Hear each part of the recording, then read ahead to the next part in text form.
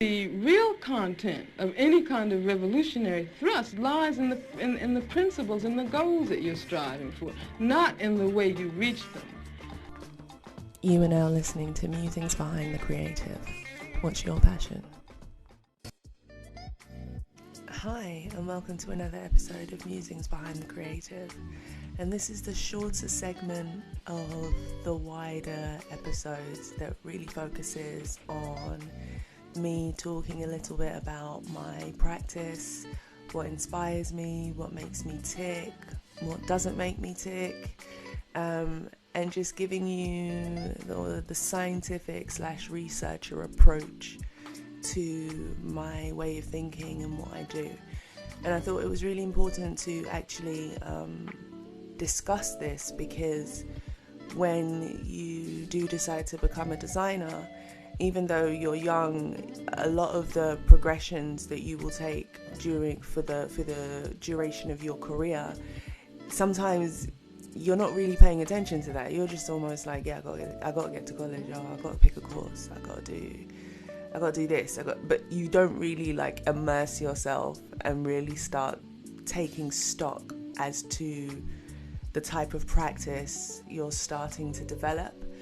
And I think for me, with being within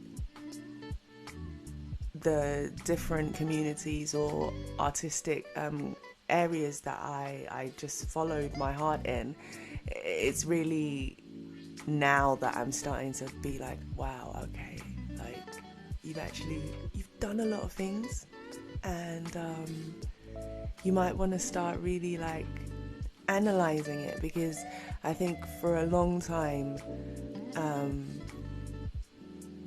my career progression became an obsession. Like it was like, okay, what I got to do to get this part one, how I got to make this happen, and just consistently like try and be like, okay, so I need to know these programs. Well, what if I have to learn these programs? What if the people I apply to, it's not these programs that I've trained on? So I was forever like, how do I make myself good enough to make sure that there's no excuses, there's no problems, there's no politics, that nothing is going to stop me from getting this thing. So when you're in that mode, you don't really get to take stock. You don't really get to take moments to be like, right, like, nah, you did well, you know. It's more of if I felt that I fucked up, or I felt I wasn't meeting my mark, I'd go through a whole, okay, so how are you gonna make that better? Oh no, you shouldn't behave like that, you know. No, like, so when you're in that, you're in that, like, what is it, like a gerbil in those wheels. When you start getting onto that wheel and you get into a persistent rhythm and groove, what happens is that sooner or later, all of that will just become a nice, beautiful bowl of anxiety that will now consistently rear its ugly head when you're like, you know, tracking yourself. What am I doing? How am I getting this done? And then you've got like, well, it's gonna fuck up. Oh yeah, they're looking at you because they think you're trash. And then you go, how can you function with having those two like opposing thoughts? So I had a lot of these things happening, and funny, I never spoke about it because for me it was like, I cannot break. These people cannot see me break. Person just wants to get their career. Like, I don't want no wahala. If I keep my head down, it'll be alright, right? Like, we'll be cool, right? Like, actually, the fact that I did certain things and decided to like avoid certain things in the name of it's for the greater good of what you're trying to achieve, I inadvertently ended up messing myself up. So with those type of things happening, and then I got to a point, you know, in my personal life that it was just like, wow, like, you need to find better coping mechanisms or you will be in St. Anne's, bruv. And there may be some people that will be like, nah, like, you know, the way she grew up though, like, things were hard, like, yeah, man can see why that would happen, you know, or like, people be like, nah, I didn't see it coming, no, the signs were there, it's just that I became, like, fully functioning, like, hide your shit until you have the space, because you actually don't have time to come and be mad or have a breakdown. You actually don't have time to deal with that. And that became the narrative. Like, I don't have time to deal with all this emotional BS, bruv. Like, I need to just get to where I need to get to. And like, we are in 2019 currently, so I think I checked myself into therapy early this year. And you know, things with therapy is that the thing you go in for is not the thing you end up discussing. And then it just started unwinding. I'm like, wow. Oh, okay. Person get plenty wahala. And it was just like, right, I began to really like look at it all and think, shit, human beings, we're like really special creatures. We have the level of judgment for other people, bruv, but they're a big piece of doo-doo in your own eye, bruv. You cannot even see it. Meanwhile, you have similar problems with other people, but like you're the first to be like, no, that person, yes, now they're worrisome now, like they need to fix their life. You're talking with Vim. And that had me like, wow, like, Ren. Humbleness, bro. Like, humbleness. And then start unwinding the shits. At this point,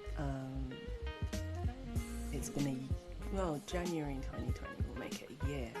And through this whole process, I've just been like, right, if I'm going through these things in my head, I can't be the only one, you know. I'm not mad. And then, you know, I used to see, you know, we've all been here and present at the rise of social media, at the rise of YouTube, and seeing people like I proper used to think, what is it that if you're an artist or a designer or a musician or like your everyday person, you just decide today I'm gonna set up like a YouTube page or like an Instagram or like whatever it is. What makes you think that anybody wants to listen to the nonsense that you're talking? And I just used to be like, nah, not me, bro. Like I ain't really got much to say, you know. Like it's not like that. But during this year, I realized, right, like no, it's not about being quiet, you know. It's about actually creating these spaces to discuss these things. So for me, my podcast is not just about being like an excellent designer and, you know, we celebrate other designers of Black heritage, or almost like when I'm talking to other people, like if this is your life, like how did you get there, you know, with against all the odds, like, because to be fair, the odds are there, you know. We're not going to sit there and act like it doesn't exist, and to still be able to excel in those spaces that actually wasn't really created for us, and or with the intent that, you know, let's support, even though, you know, we are at the stage that, you know, there are different organizations that are trying to make the change and trying to make things more accessible. I began to think, well, I can either be one of these people who's going to see and I've experienced certain things and I keep my mouth quiet, or I become part of the solution. And like, even when it comes to like my ideals of, you know, I used to hear my parents talking about Nigeria when I was a kid, and then to travel to Nigeria as a kid, and then as an adult, it's two different ways of looking at things. And I start comparing it back to like, wow, like I come back to London and I've taken things for granted, you know. I take pavements for granted in the UK. It's going to sound so stupid, but when I lived out there, you know, the negotiating of like your pedestrian routes, it was just like, you're like, there's a lot of things to think about. It's not just as easy as just crossing the road like you would over here. And then being like, wow, okay, so I take these things for granted in the UK, but in as much as I'm British according to my passport, like, I'm also not even like necessarily Nigerian. I'm Igbo first before I'm Nigerian. And it's just like, well, do you want to follow your parents and their friends and everybody else who has opinions of Nigeria to be in that space where it's like, Nigeria's not getting any better, in fact it's getting worse, and then you're gonna have your own children. So that's 3 generations of like, Nigeria is shit, Nigeria is, like, you're a designer, you know, like what can you do to help get things the way you want it or the way you'd like to see it? So I started saying to myself, okay, I've got to be the change I want to see in the world, and that means I'm going to have to talk about all the things that I'm very, very uncomfortable talking about. I'm uncomfortable talking about them because, well, what I used to tell myself in the past, you know the taglines. If you defend yourself, it's like, okay, she's a strong black woman, or she's an angry black woman, or you're being confrontational. All those uncomfortable labels that basically made me feel like, nah man, like, it's not even worth saying, you know, because as soon as you get them labels, they're hard to shake, boy.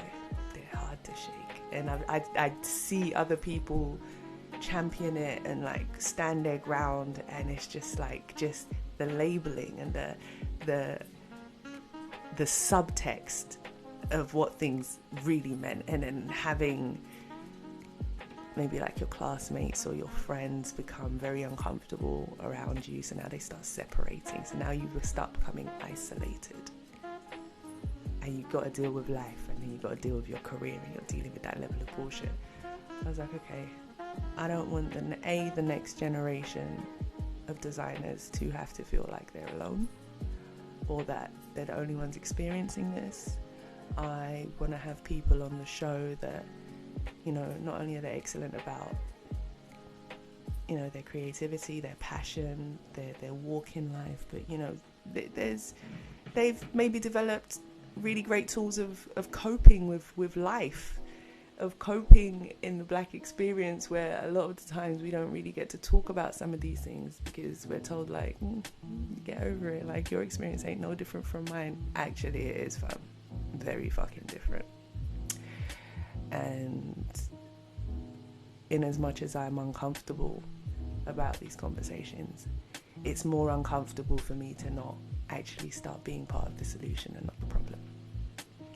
So with that being said, if you have any comments, you had any experiences you'd like to share, please feel free to like write your comments in the comment section.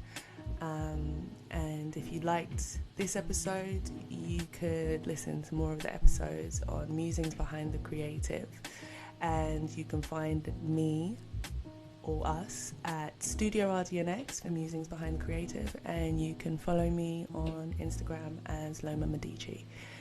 Thank you, and I look forward to hearing from you guys.